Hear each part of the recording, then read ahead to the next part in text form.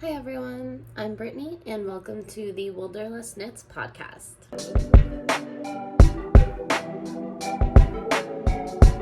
So welcome back for episode 2. I meant to do this several weeks ago, but of course the holiday season is always crazy, and as you might be able to hear, I'm a little bit sick. Physically, I'm feeling great today. I just sort of have like a lingering voice thing, and I feel like this time of year, it's really impossible not to get sick. We were just in New York City last week, more on that later, but for my fiance's holiday party for work, and everybody was sick. I knew it was inevitable. Vitamin C gummies can only get you so far. Anyways, let's start today with what I am wearing. So as you can tell, I finally finished the Lanark sweater by Crochet Knits. It's knit up in half fisherman's rib and a DK weight. I actually used a sport weight for this. It was Good Wool by Purl Soho, as you can see here. It has a lot of bloom, so it did knit up to gauge, but I think it ended up being a little bigger than I wanted it to be, but it's still super comfy. I'm really happy with the fit. I wore it on Christmas, and I feel like it's already pilling quite a bit in some areas, especially like up by the collar. There's just like little fuzzies coming loose. So it does need to be depilled, but overall, I'm really happy with it. The yarn itself is super soft, it's not itchy, and it was really pleasant to work with. I like how, my ribbon came out, everything came out great, and I'm happy that it's finally done. It was one of those projects where by the end I was like lost in a sea of half fisherman's rib that I could not get out of. But overall, it was a really fun knit. I was nervous about the zipper because it was my first time sewing in a zipper, but it feels sturdy. It came out even. And yeah, highly recommend. I believe she's also working on a stockinette version, which I definitely want to knit once that's out. And it's super cozy, perfect for these colder months. So really happy with that. I also finished, so that's the only knit where I'm wearing, but as far as other finished objects, I finished the easiest crochet hat ever by Yay for Yarns. I talked about this in the previous episode. It's a really easy hat pattern, like so easy. This one came out a little long for my head, so I think in the future I'll just crochet it a bit shorter. But basically, you crochet a rectangle, and then you pick up stitches around one side and pull it all together. With this design, you sort of have to make a pom-pom, or it just looks really weird at the top. So I made a nice little pom-pom. I crocheted this with Valley Yarns Northampton. If and when, which I probably will, I crochet one again. In addition to making it fit my head a little bit better, I think I'll also use a smaller hook size just because I was shoveling snow earlier, and this did keep my head sort of warm, but it definitely, you can see like it's very holey, and I think this is like a good fall hat, but I wouldn't necessarily wear it as a winter hat because it doesn't really offer any protection against wind.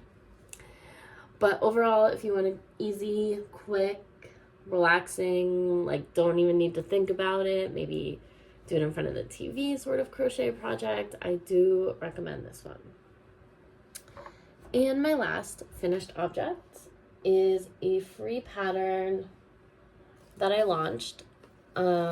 It is a coffee cup or teacup cozy inspired by Montreal.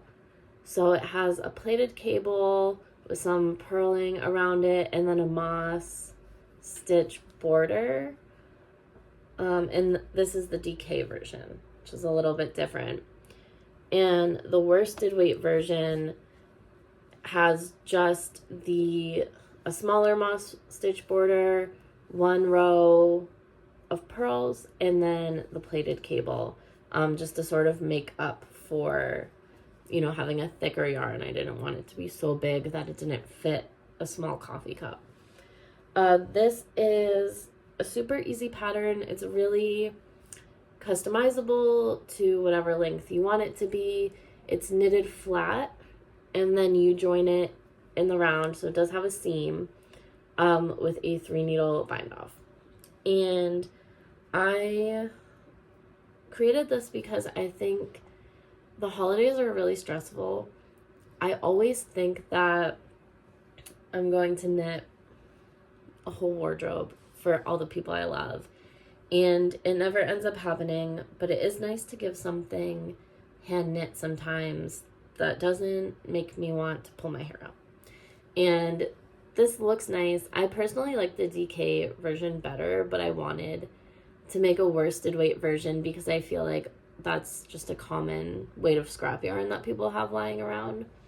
But the DK version is really like sort of dainty. It's nice. It like elevates, whatever you're drinking, and it keeps your beverage warm and your hand warm at the same time. I know that quite a few people have downloaded it on Ravelry, and I would also love if anyone could share their finished projects. I'd love to see, how different yarns work up, different colors, and your experiences with them. But yeah, so I just created it for that and wanted to share it with everyone. It seems like people are enjoying it, so I'm really happy with that. Please let me know if you have any feedback. Part of me launching this pattern was also just to get kind of a feel for what it's like. I always like to challenge myself, so I wanted to see kind of what it was like to make a pattern, to put it on Ravelry, and I'm definitely open to feedback, suggestions, anything like that as well. And it's inspired by winters in Montreal, which I talked about a bit in my last episode. It's one of my favorite cities that's local to me. Probably one of my favorite cities that's local to me. I was going to say my favorite, but Boston is just so beautiful too. And I feel like the plaited cable is just very Christmassy. It makes me want to, go walk around in old Montreal in the snow, sipping like cappuccino or something delicious. So that is it for finished objects. Now, speaking sort of Montreal, let's go into what I'm drinking. So this wine is Crochet. I may pronounce this wrong. Crochet Gruner Veltliner. And this is from the Haviland Vineyard in Willamette Valley, Oregon. It's 11.9% alcohol, and it is not from Montreal, but Gabrielle Francher is a native of Montreal. So I figured this would be a suitable wine to drink, given I just launched the Montreal Coffee Cup Cozy Pattern, and now sort of celebrating a bit. It's not, it doesn't, excuse me. It doesn't really have, the energy of the land in Montreal, which usually that's how I like to experience plays. But I'll read you the back and give you sort of an idea, because I think it's a really beautiful expression of the land in Oregon. And it was described to me as a place-based wine, which I think is beautiful. So the back says, Gabrielle Francher, a native of Montreal and a clerk in John Jacob Astor's fur empire, sailed to Oregon in 1811 on the ill-fated Tonquin and spent 3 years exploring the great beauty of this state. His descendants settled here a century later, and one of his great-great-great-grandsons now makes wine in the Willamette Valley. So this is right up my alley. I love ancestry. I love that sort of reconnection of, I mean, we can ignore the fact that it was the fur trade. It was a different time. But I love the fact that this winemaker's great-great-great-grandfather came here long ago, and then he came back, and it's like a connection to his family in a new land, and it's just beautiful. This Gruner Veltliner loves the silt loam soils of the Haviland Vineyard, a sustainably farmed, unirrigated site that's buffeted by the marine winds that howl through the Van Duzer corridor, fermented solely with native yeast and tank in acacia barrel. I also love natural ferments. What is that winery? There's one local to me, and of course I can't remember it now, but I'm a huge fan of it. I'll put it in the show notes. There's another natural winemaker in Vermont, and I love her wines. And I don't know, a natural ferment to me is just so sweet. Like, it's so beautiful. It really is an ode to ancient practices in the land around us. But anyways, another cool thing about this wine is that the cork also has like a little sort of saying from the great-great-great-grandfather, Gabriel Francher. It says, "We then passed the entrance of the Willamette River, above which the tide ceases to be felt. Our guide informed us that up this river, about a day's journey, there was a large waterfall, and beyond it the country abounded in beaver, otter, deer, and other wild animals. Here, where we were, the rows of oaks and poplars lining both banks of the river, the green and flower-covered prairies glimpsed through the trees, and the mountains seen in the distance presented a smiling and enchanting prospect to the observer who loved the beauties of simple nature. We camped for the night on the edge of these beautiful prairies." It's so sweet. Oh my gosh, I can't. So, it's adorable. I really like it. And on top of, the history of it, it's really delicious and it's beautiful. As you can see, this color is like it kind of looks like pea, but but it's also like a beautiful yellow color.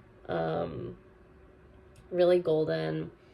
It smells like pear a lot. Like, it gives me like apple, like golden delicious apple, pear, like a little bit of honey.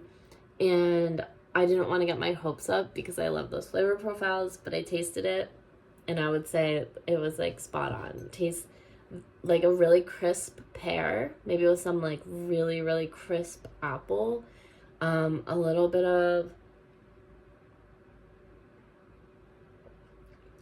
honey. It's really light, and I would say it's a really good like early fall wine. I would love this like in September, like in a mason jar while I'm like picking apples or listening to live music or something like that. So that's what I'm drinking. Now we can move on to what I'm knitting. Okay, so the main thing I've been working on since I finished the Lanark is the Whisky Sour by Maxim Cyr. This is for my partner, Mike. And as you can see, it's like an open, like short sleeve cardigan. It has like a double knit collar, and it has this really cool raglan line that's 2 knits with a purl in the middle, like knit, purl, knit. And then this is the pattern of the fabric, which I think is really cool. It's really different and it knits up really fast. So since it's knitted flat, every other row is just a knit row, so it goes super fast. And the other one is some variation of P1K1. And it's going so fast that I think I'll have it done pretty soon. this is how much of the body I have knit after the armholes. And I think when I'm done, I might knit a smaller one for myself because it's knitting up so fast, and it's a really enjoyable knit. Like, no part of it has been like frustrating or complicated. It's really easy, and it's like, I found with the holidays being so busy, it's been the thing that I just want to grab and knit because I don't need to think about it. It's really easy if I do make mistakes to like go back and fix them. After knitting this, that is very welcome. So highly recommend. That's the Whiskey Sour by Maxim. And then I'm also working on a Montreal sweater design, in the likes of the Montreal Coffee Cup Cozy. But I do need to, I'm not ready to show it yet. I need to rework some aspect of the design because as much as I wanted, I'm finding that there's really a balance between complexity and my mental health, and there were certain details I really wanted on there and I just cannot get to work.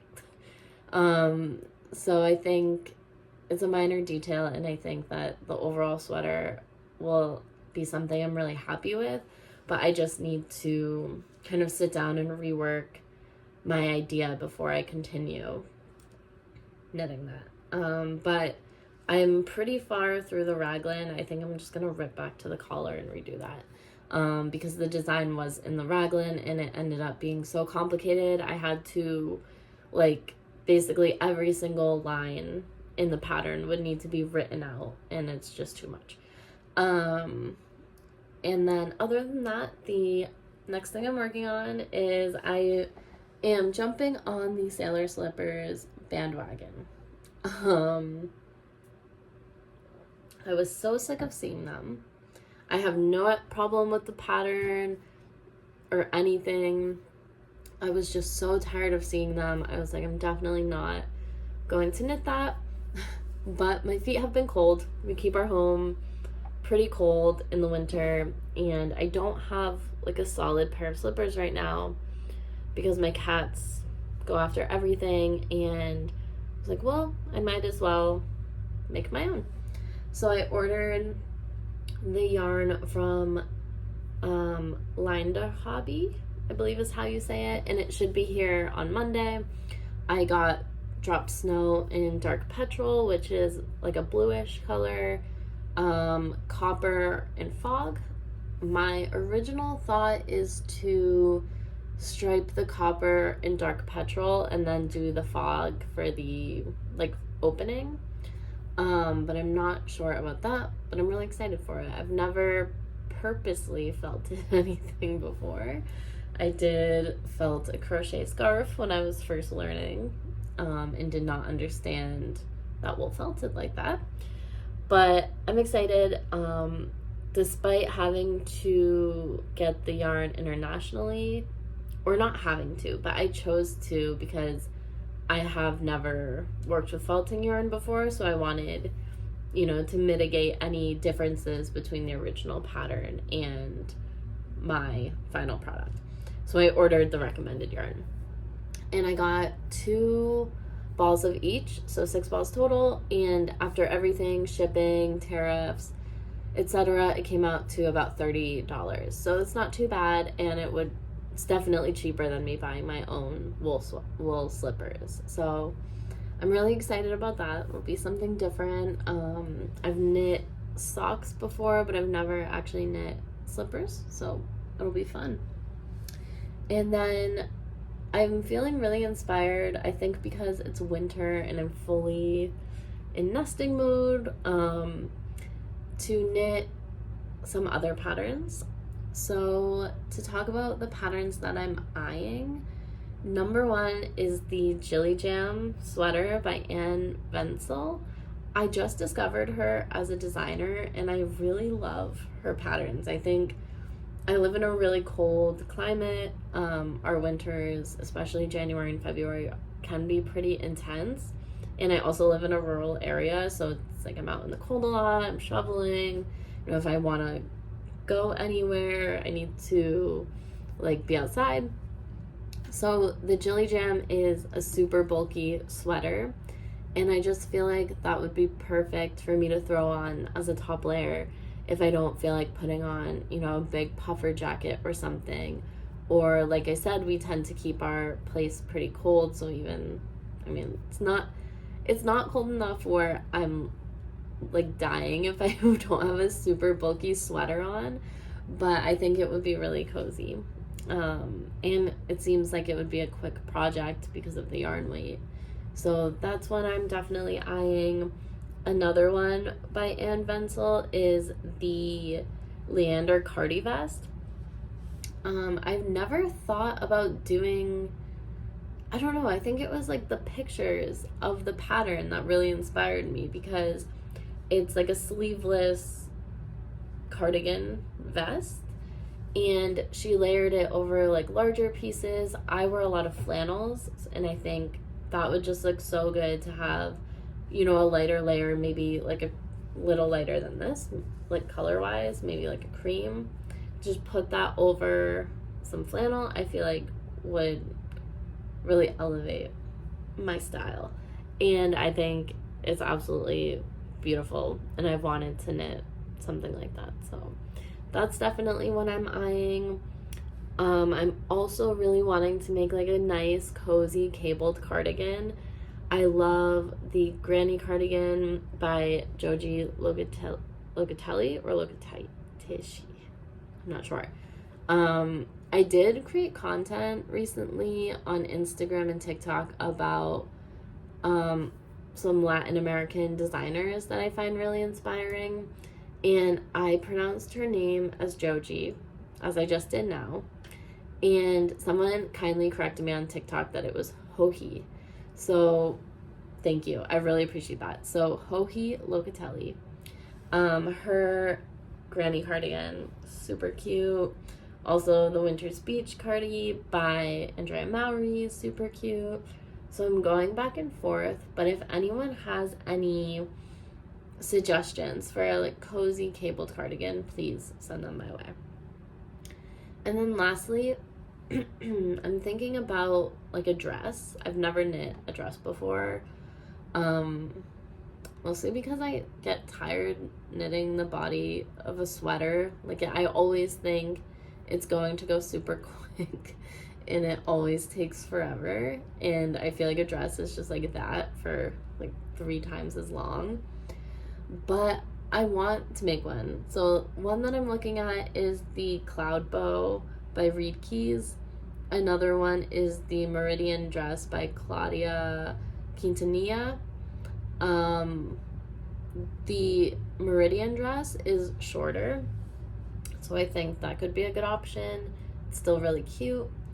And I also thought about making like sort of a version of the Cloudbow dress in green for next Christmas, because I think that could be super cute too. So there's some patterns on the horizon. We'll see. I feel like my knitting mood changes like every week, so next week maybe I don't want to knit any of that and I'll knit something else. That's one reason it's hard for me to make like annual knitting plans, because I really enjoy knitting based on my mood, and my mood for knitting changes constantly. So like if you look at my Ravelry queue, I change it pretty much every month.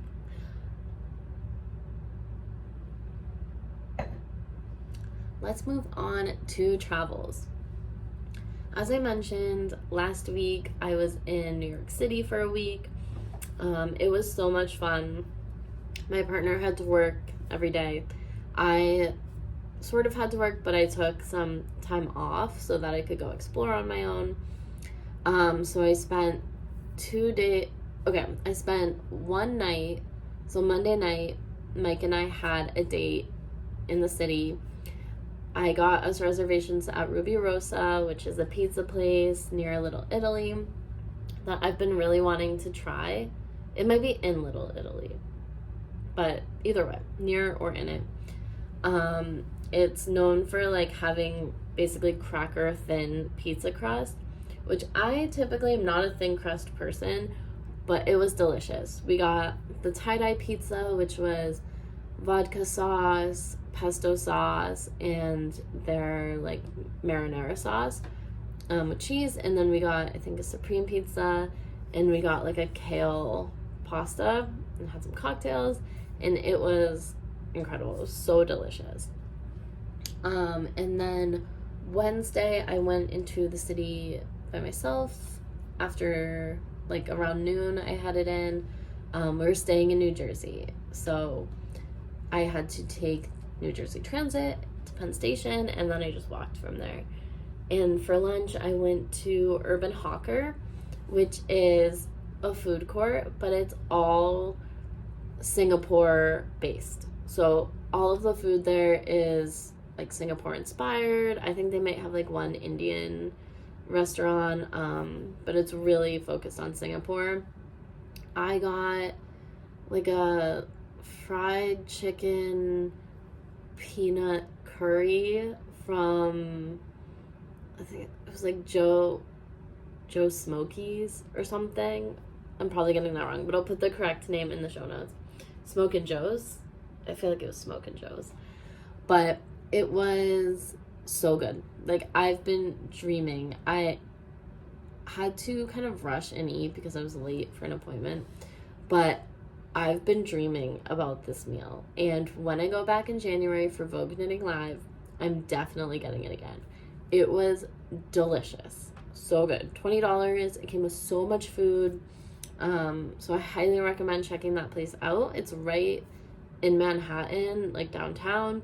It's super easy to get to.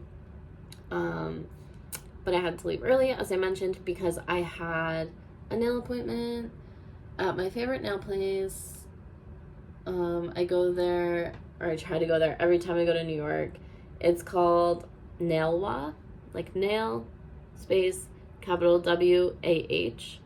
It's also right in Manhattan. It's just like a really welcoming vibe. They always do an amazing job and super friendly. I like the art in there. It's super like fun. So I highly recommend going there. And then later in the day after my nail appointment, not later in the day, pretty much right after, I took myself on a solo date. I went to Purple Tongue Wine Bar, and it was awesome. It's small, it's cozy.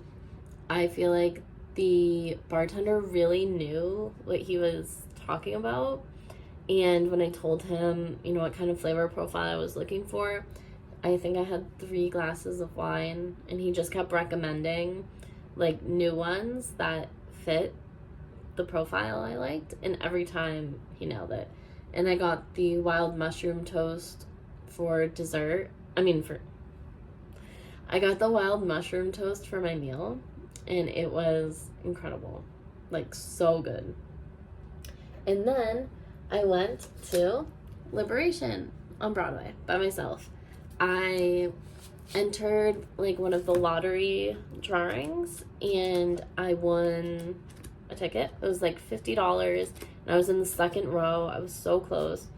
I have only been to Broadway as like a school trip. I went in 7th and 8th grade. I saw Wicked and The Little Mermaid, and since I knew I would be on my own on Wednesday, I really wanted to go see it. I thought it was really cool. It was about the women's liberation movement in the 70s, sort of told by the daughter of a woman that was involved in it, and I highly recommend. It was really cool. And then, I found my way back. And then Thursday, I went back into the city. I went to the MoMA, which I haven't been to. I went to the Met last year when we were down there, and I wanted to check out the MoMA, and I thought it was super cool. A lot to look at. I was pretty exhausted by the end. And then I went to the Bryant Park Christmas market, which I'd never been to a New York City Christmas market before, so it was super nice. I got an Italian pistachio donut. and some coffee, and it was incredible. And then I just walked around and kind of looked at everything while I waited for Mike to find his way into the city. And then we went to our favorite Korean barbecue place in Koreatown. It's called Nuwonju, and it's charcoal barbecue grills. It's so good every time. It's always a win. And yeah, that was really all the time we spent in the city. The rest of it was, you know, mingling with his coworkers or the Christmas party itself. It was my first time taking the Amtrak. We took the Vermonter from Vermont, of course, to Newark, Penn, and back. It was about 7.5 hours, and it was super comfortable. I prefer it to flying. We used to fly down there, and it's like over an hour to the airport. Then you have to pay for parking. Then you have to, you know, go through security, wait 2 hours to board your flight. It's like a 45-minute flight. Newark airport is horrible. And then you have to, like, take an Uber. Whereas this, it's like the train station's like 10-15 minutes from us. Walk on the train, sit there. I knit a bunch. I watched, you know, I started rewatching Euphoria, so I watched that. And then step off in Newark, Penn, 20-minute Uber ride, and you're there. So I highly recommend. Plus, it's just really romantic, I think, to look out the window and see, you know, the landscapes and everything. For me, it was way more enjoyable than flying, and a lot more. The seats are way cozier. Speaking of travel, since I recently launched the Montreal Coffee Cozy Pattern, I just wanted to spend a few minutes kind of highlighting some designers based in Montreal that I really like. So, kind of obviously, I'll start with Maxim Cyr, because I'm knitting the Whisky Sour right now. So, I wanted to I'll highlight 3 designers and 1 pattern from each designer that I really want to knit. So Maxim Cyr, he's also the owner of Les Garçons yarn shop, which I'm using for the Montreal sweater I'm designing. This is a British DK, 70% BFL wool, 30% Maxim wool, non-superwash. This is just one of their yarns. They also carry other yarns that aren't their brand. And the colorway is Lyra's Hat. And it's really nice.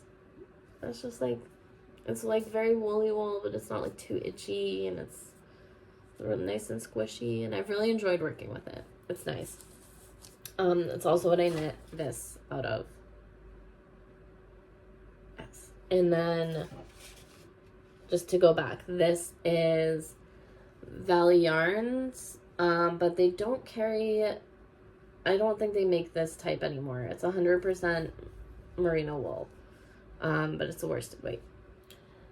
Anyways, so I wanted to highlight one of his other patterns since I already talked about the Whisky Sour, and that is the alpacachino sweater. It's adorable. Mike and I are getting married on an alpaca farm next year, so we've been getting a ton of alpaca related gifts. Like for Christmas, I just got like this big alpaca pillow, and alpaca has been very in my mind. And this sweater is adorable. It looks super cozy. I like that it's like some color work, but it's not all over, so it's like pretty approachable if you're not super, you know, familiar with color work. This is knit up in a DK weight yarn, so you could use this, for example. On Ravelry, it's $12 Canadian, and it's available in 8 sizes. The front and back are knitted flat, and then it's joined by seaming, and the sleeves are knit in the round. So that is one that could be super cool to try out if you're looking to dive into any Montreal related patterns. Another designer I like is Veronique Avery. So I love the Hadley pullover. It just looks super cozy. This is available in, I think, 7 sizes, but it's only available as part of an ebook.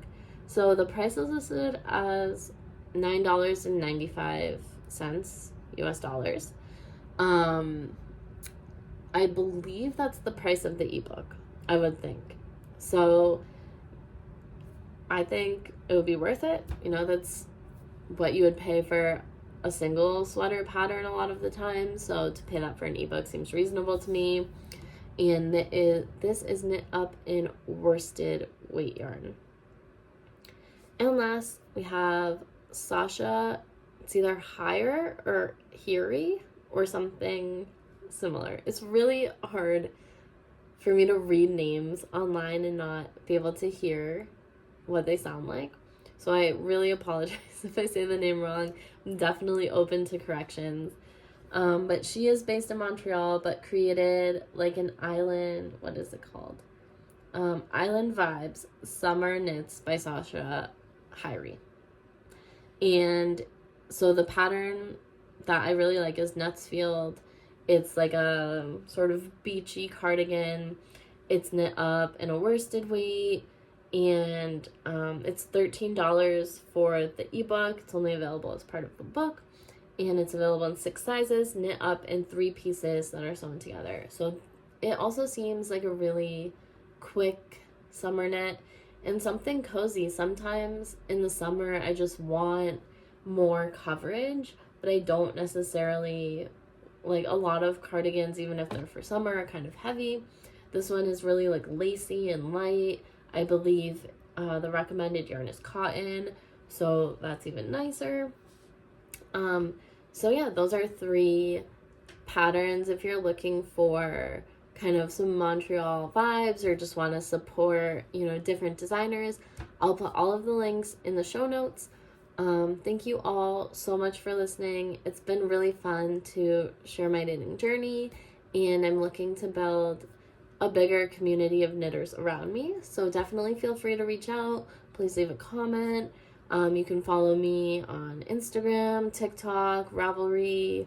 I'm Woolderlust Knits on all of those. And that will also be down in the show notes. And I would love to hear from you about your travels, your wine experiences, your knitting, crocheting, any and all of it.